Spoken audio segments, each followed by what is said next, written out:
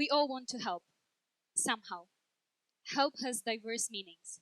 Help is not always about giving a hand to a person who has fallen off a bike or keeping the door open for your local grandma.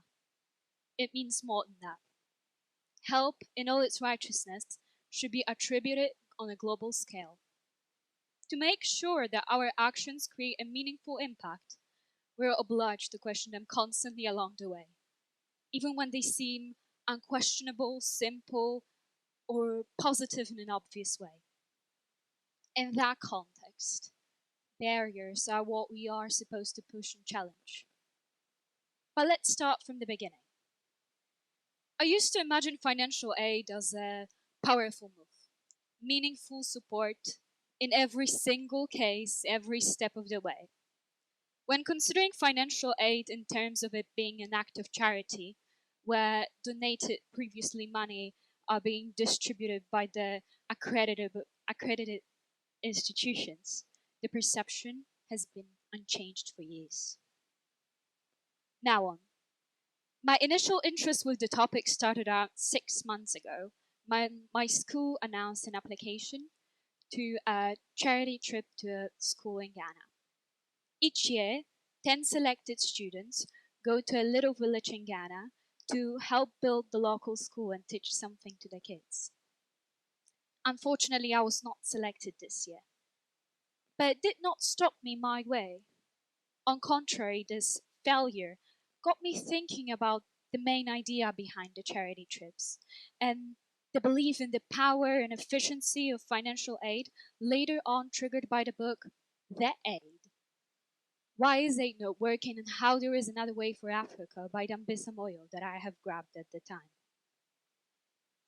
When talking to people of the same age and same origin, I found this shared view that no matter what, they felt completely good about donating those money to all of the institutions, as it was often accompanied with a wide feeling of fulfillment.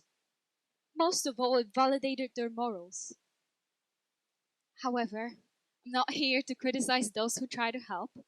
I'm rather here to put an emphasis on a constant evaluation of our motives behind the actions we decide to take.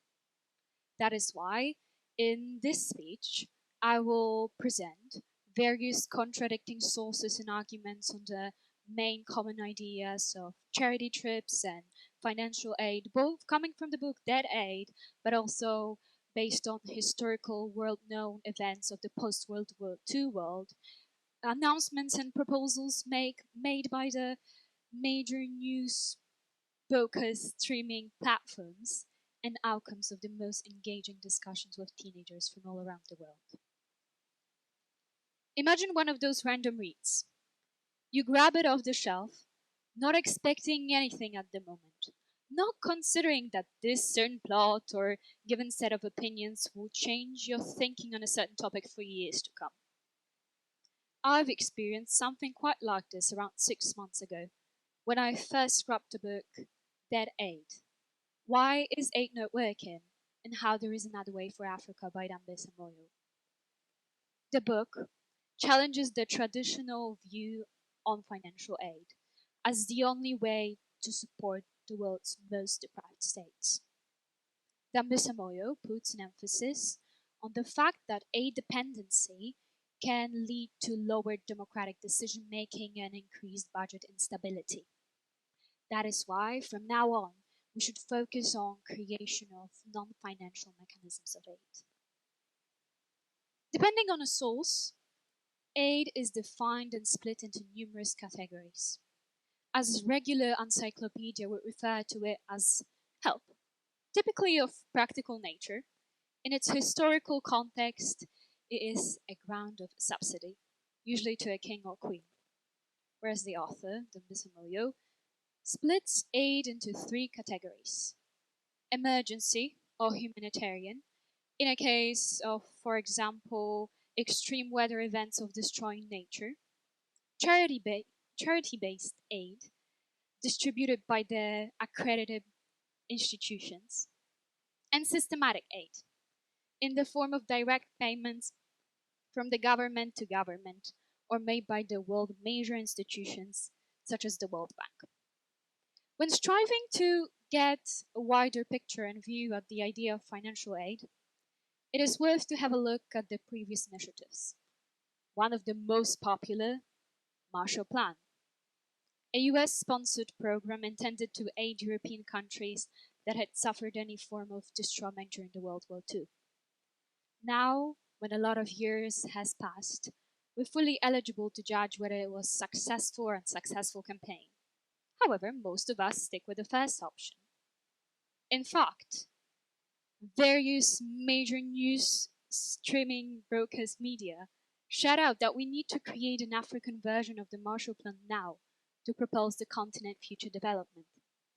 Similar with Asia, where a solution for creation of new climate resilience strategies is quite often correlated with creation of an Asian version of Marshall Plan.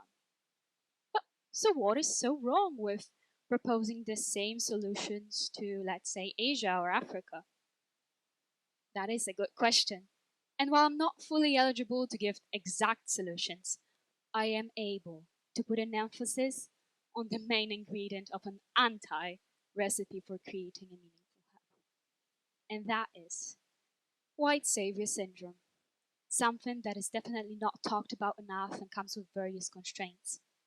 Defined by an action taken by a white person viewed as liberating or uplifting to other non-white people. As nowadays charity trips are becoming increasingly popular, we still do not tend to evaluate our approach appropriately. To help and form a common path for finding a common resolution in the midst of all this chaos behind this topic, I conducted interviews with teenagers from the most aid-dependent countries in the world to embrace their view and voice on the idea of both charity trips and efficiency of financial aid. The biggest highlights of the discussion was changing the narrative. As often help comes with a wide feeling of fulfillment and joy, it is often, unfortunately, correlated with putting ourselves in God's place. As we're the ones providing the meaningful help and support, never the other way around. Just because someone is poorer than you does not mean you're the savior. We have to notice this approach and move away from it instantly. As donating money also comes with various constraints, because that makes us ask, why do we often feel less comfortable about donating to local charities rather than to those helping far away from us? Do we feel that the pedestal we're putting ourselves in while helping those away might be endangered? Is believing in the efficiency of aid just a comfortable approach to make us feel better, make us feel as a good person? We should all strive for getting a wide picture and perspective, as we'll never be in any of those people's shoes or even 5 minutes to see a separate perspective. So, to ensure the creation of meaningful support, we should strive for getting a wide perspective and sometimes also knowing why, whom, and why we are helping. So, what is the ignorance behind financial aid? Is it not considering the efficiency of it? Or is it just lack of proper awareness when deciding to help? Based on the book Dead Aid, Why is Aid Not Working and How There Is Another Way for Africa, we can see that from now on, emphasis should be put on creation of non-financial mechanisms of finance. Whereas based on fruitful discussions with teenagers from all around the world, we should focus on the change in the narrative. The conclusion is easy. Awareness and constant evaluation of our approach is a key element when striving to create a meaningful impact. Thank you.